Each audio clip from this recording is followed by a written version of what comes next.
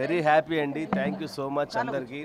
చాలా మంచి రెస్పాన్స్. మేము ఈ డే కోసం చాలా నెలల నుంచి వెయిట్ చేస్తూ ఉన్నాం. అండ్ నేను మా తమ్ముడు పడిన కష్టం ఇప్పుడు ఈ ఆడియన్స్లో చూస్తున్నప్పుడు మా కష్టం అంతా కూడా ఇప్పుడు మేము ఆనందపడుతూ ఉన్నాం. ఇది అలాగే సూపర్ సక్సెస్ చేయాలని నేను తెలంగాణ ప్రజలను కోరుకుంటా ఉన్నాను. అలాగే మా చరణ్ అద్భుతమైన మ్యూజిక్ ఇచ్చినారు, బ్యాక్గ్రౌండ్ స్కోర్ అద్భుతంగా ఇచ్చినారు. ఆయన బ్యాక్గ్రౌండ్ స్కోర్ వల్లనే ఈ సినిమాకి ఇంత సక్సెస్ రాబోతూ ఉంది. అందరికీ నమస్తే.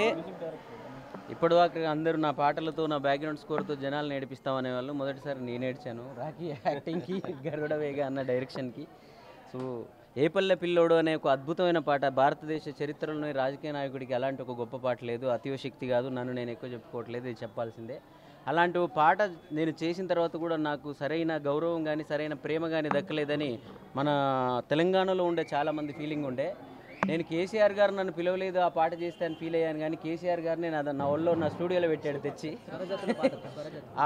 ఆ తర్వాత ఆ పాట విని ఆయనే నన్ను అందరు మా టీంను పిలుచుకొని తను కరెక్షన్ చేస్తూ ఆ పాటని అద్భుతంగా దానికి విలువని తీసుకొచ్చారు ఆయన. ఆ రోజు నేను అనుకున్నాను, అంటే కేసీఆర్ గారు అంటే ఒక చరణార్జున్ అనే వ్యక్తిని, రాకేష్ని ఒక ఇలాంటి మా కష్టపడి మేము కూడా ఆయన ఉద్యమం చేసి తెలంగాణ తీసుకురావడానికి ఎలా అయితే చేశారో మేమందరం కూడా మా ఇండస్ట్రీలో మేము ఉద్యమాలే చేస్తున్నాం. దాదాపు 20 ఏళ్ళ నుంచి మా ఉనికిని మేము చాటుకోవడానికి కష్టపడుతూనే ఉన్నాం.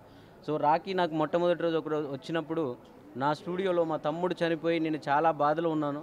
ఆ బాధలో డిప్రెషన్లో ఏంటబ్బా ఇండస్ట్రీ గుర్తించట్లేదు, తమ్ముడు పోయాడు, మనం అన్ని విధాలా ఫెయిల్ అయిపోయామా అన్న సన్నివేశంలో తను వచ్చాడు. అన్న నీకు ఎవరో పిలవాల్సిన అవసరం లేదు, నీ మ్యూజిక్తోనే నువ్వు స్టార్లను తయారు చేసేవాడివి, నువ్వెందుకు స్టార్లు పిలవట్లేరని చెప్పి నాకు చెప్పాడు.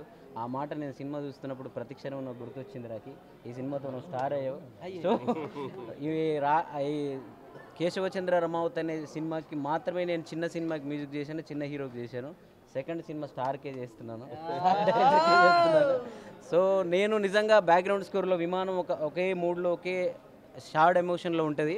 కానీ ఒక కమర్షియల్ సినిమా, ఒక మాస్ సినిమా, ఒక సాడ్ సినిమా, ఒక ఎమోషన్ సినిమా రెండు మిక్స్ చేస్తే ఎలా ఉంటుందో నాకు కేశవచంద్ర రమావత్ సినిమా దొరికింది. నేను ఈ స్టూడియోకి బ్యాక్గ్రౌండ్ స్కోర్ సాంగ్స్ చేస్తున్న దాదాపు 2-3 నెలల కాలం అంతా కూడా నా స్టూడియోలో కేసీఆర్ గారు ఉన్నంత ఫీలింగే నాకు ఆ రోజు కలిగింది. నేను రాకేష్ కూడా చెప్పాను, కేసీఆర్ గారు నన్ను పిలవాల్సిన అవసరం లేదు రాకి, కేసీఆర్ గారిని తెచ్చి నా స్టూడియోలో పెట్టేశావు, ఆయన ఉన్నట్టే ఉంది ఇక్కడ, ఆయనే మాతో పనిచేస్తున్నట్టు ఫీలింగ్ ఉందని. తప్పకుండా ఈ సినిమా ఆయనతో కలిసి నేను చూస్తానన్న నమ్మకం నాకు ఈ సినిమా చూసాక వచ్చింది. ఇది చరణార్జున్ అభిమానులు, నా ఇండిపెండెంట్ సాంగ్స్ అభిమానులు, కేసీఆర్ గారి అభిమానులు, రాకేష్ అభిమానులు, తెలంగాణ అభిమానులు, సుజాత అభిమానులు అందరూ కూడా దీన్ని నెత్తినెత్తుకోండి. ఇలాంటి ఒక సినిమా, ఇలాంటి ఒక స్టార్ నిజంగా మన తెలంగాణ నుంచి బయటికి వస్తే చాలామందికి అది బలం వస్తుంది, చాలామందికి ధైర్యం వస్తుంది. ఇలాంటి ఇంకెన్నో సినిమాలు అద్భుతమైన వస్తాయి. ఈ రోజుకి అంటే కేసీఆర్ అనే సినిమాని నాకు సినిమా మాత్రమే తను ఇవ్వలేదు, అందులో పదగతులు స్వరజతులు అనే ఒక అద్భుతమైన ఎప్పుడు తెలంగాణ ఉన్నంత వరకు ఉండే పాటనిచ్చాడు.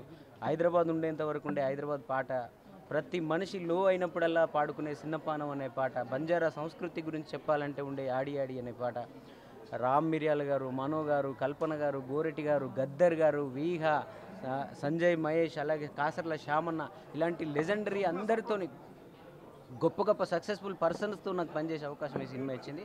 తప్పకుండా ఇంకా అద్భుతమైన మీటింగ్స్ చాలా జరుగుతాయి, ఇంకా మాట్లాడుదాం. సక్సెస్ మీట్లు చెప్పాను, కల్పన గారు కూడా చెప్పాను. అన్నిటికంటే నేను గోరెటి వెంకన్న గారికి అద్భుతమైన అభిమానిని. సో ఆయనతో నా బ్యాక్గ్రౌండ్ స్కోర్లో ఫస్ట్ హాఫ్లో తెలంగాణ స్ట్రగుల్స్ మొత్తం అన్న వాయిస్తోనే నేను థియేటర్లో ఇవ్వగలిగాను. అన్న నాకు సహకరించినందుకు థ్యాంక్ యూ. మీ పదాలకి సంగీతం చేసే అదృష్టాన్ని నాకు మీరు కల్పించారు. రాకేష్